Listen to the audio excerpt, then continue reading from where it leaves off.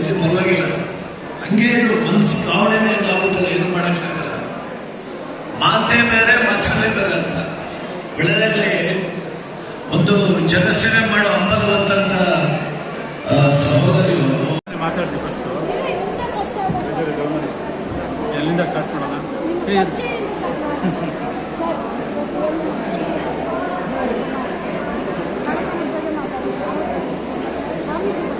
ರಾಜರಾಜೇಶ್ವರಿನಗರದ ಸಮಸ್ತ ಭಕ್ತ ಬಾಂಧವರಿಂದ ಈ ದಿನ ಪರಮಪೂಜ್ಯ ಜಗದ್ಗುರು ಶ್ರೀ ಶ್ರೀ ಶಿವಕುಮಾರ ಮಹಾಸ್ವಾಮಿಗಳವರ 119ನೇ ಜಯಂತಿಯನ್ನು, ಹುಟ್ಟಿದ ಹಬ್ಬವನ್ನು ನಾವು ಇಂದು ಆಚರಿಸ್ತಾ ಇದ್ದೇವೆ.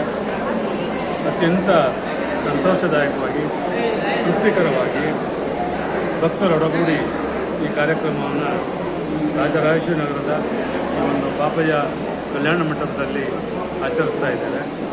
ರಾಜರಾಜೇಶ್ವರಿನಗರದ ಸಮಸ್ತ ಭಕ್ತರು ಅತ್ಯಂತ ಶಿಸ್ತುಬದ್ಧರಾಗಿ ಬಂದು ಕಾರ್ಯಕ್ರಮದಲ್ಲಿ ಭಾಗವಹಿಸಿ ಪರಮಪೂಜ್ಯರಿಗೆ ಪುಷ್ಪ ನಮನವನ್ನು ಸಲ್ಲಿಸುವುದರ ಮೂಲಕ ಪ್ರಸಾದ ವ್ಯವಸ್ಥೆಯನ್ನು ಮಾಡ್ಕೊಂಡು ಹೋಗ್ತಾ ಇದ್ದಾರೆ. ಈ ಕಾರ್ಯಕ್ರಮಕ್ಕೆ ಈ ದಿನ ಕಾರ್ಯಕ್ರಮ ನಡೆಸ್ಕೊಂಡಿರ್ತಕ್ಕಂಥವರು ಶಿವಾರ ಉಮೇಶ್ವರವರು. ಅವ್ರದ್ದು ಒಂದು ಭಕ್ತಿ ಸುಧೆ ಕಾರ್ಯಕ್ರಮ ಆಗಿದೆ. ಬಹುಶಃ ನೀವೆಲ್ಲ ನೋಡಿರಬೇಕು ಅವ್ರ ಕಾರ್ಯಕ್ರಮ, ಯೂಟ್ಯೂಬಲ್ಲೆಲ್ಲ ಬರ್ತಾ ಇರುತ್ತೆ. ಸ್ವಾಮೀಜಿಯವರ ಬಗ್ಗೆ ಅತ್ಯಂತ ಸಂತೋಷವಾಗಿ ಅವರು ಮಾತನಾಡಿದ್ದಾರೆ. ತುಂಬ ಖುಷಿಯಾಗಿದೆ.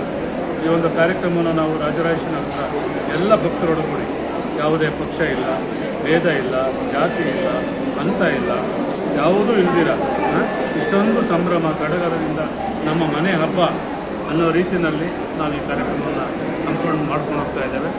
ಸ್ವಾಮೀಜಿಯವರ ಒಂದು ಆಸೆ ಇತ್ತು, ಏನು, ತ್ರಿವಿಧ ದಾಸೋಹ: ಅನ್ನ, ವಸತಿ ಮತ್ತು ಆಶ್ರಯ ಮತ್ತು ವಿದ್ಯೆ. ಈ ಮೂರನ್ನು ಕೂಡ ಅವರು ನಿರಂತರವಾಗಿ ನಡೆಸ್ಕೊಂಡು ಬರ್ತಾ ಇರ್ತಕ್ಕಂಥದ್ದನ್ನು ನಾವು ಕಾಣ್ತಾ ಇದ್ದೇವೆ. ಇವತ್ತು ಸ್ವಾಮೀಜಿಯವರು ಭೌತಿಕವಾಗಿ ನಮ್ಮ ಜೊತೆಗೆ ಇಲ್ಲ, ಅವರು ಇಲ್ಲೇ ಇದ್ದರೂ ಕೂಡ ಭೌತಿಕವಾಗಿ ಇದ್ದಾರೆ ಅಂತೇಳಿ ಭಾವಿಸಿ ನಾವು ಈ ಕಾರ್ಯಕ್ರಮವನ್ನು ನಡೆಸ್ಕೊಂಡು ಹೋಗ್ತಾ ಇದ್ದೇವೆ. ಮತ್ತು ಅವರು ಹಾಕ್ಕೊಟ್ಟಿರ್ತಕ್ಕಂಥ ಆದರ್ಶ, ಅವರು ಹಾಕ್ಕೊಟ್ಟಿರ್ತಕ್ಕಂಥ ಮಾರ್ಗ, ಆ ಮಾರ್ಗದಲ್ಲಿ ನಾವೆಲ್ಲ ನಡೀಬೇಕು ಅಂತಕ್ಕಂಥದ್ದು ನಮ್ಮೆಲ್ಲರ ಆಶಯ. ಮತ್ತು ಈ ಒಂದು ಕಾರ್ಯಕ್ರಮ ನಿರಂತರವಾಗಿ ನಡೀಬೇಕು ಅನ್ನತಕ್ಕಂಥದ್ದು ಕೂಡ ನನ್ನ ಆಶೆ. ಮಠದಲ್ಲಿ, ಶ್ರೀಮಠದಲ್ಲಿ ಪ್ರತಿದಿನ 16,000 ಮಕ್ಕಳಿಗೆ, ಹೋದಂಥ ಭಕ್ತರಿಗೆ ನಿರಂತರವಾಗಿ ಪ್ರಸಾದ ವ್ಯವಸ್ಥೆಯನ್ನು ಮಾಡ್ಕೊಂಡು ಬರ್ತಾ ಇರ್ತಕ್ಕಂಥದ್ದನ್ನು ನಾವು ಕಾಣ್ತಾ ಇದ್ದೀವಿ. ಹಾಗಾಗಿ ಇಂಥ ಒಂದು ಕಾರ್ಯಕ್ರಮ ಈ ಒಂದು ಭಾಗದಲ್ಲಿ ರಾಜರಾಜೇಶ್ವರಿನಗರದಲ್ಲಿ ನಡೀತಾ ಇರ್ತಕ್ಕಂಥದ್ದು ನಮ್ಮ ಸುದೈವ ಅಂತೇಳಿ ನಾನಾದರೂ ಕೂಡ ಭಾವಿಸ್ಕೊಂಡು ಹೋಗ್ತಾ ಇದ್ದೀನಿ. ಎಲ್ಲ ಸ್ನೇಹಿತರ ಜೊತೆ ಕೂಡ ಮಾಡ್ತಕ್ಕಂಥದ್ದು.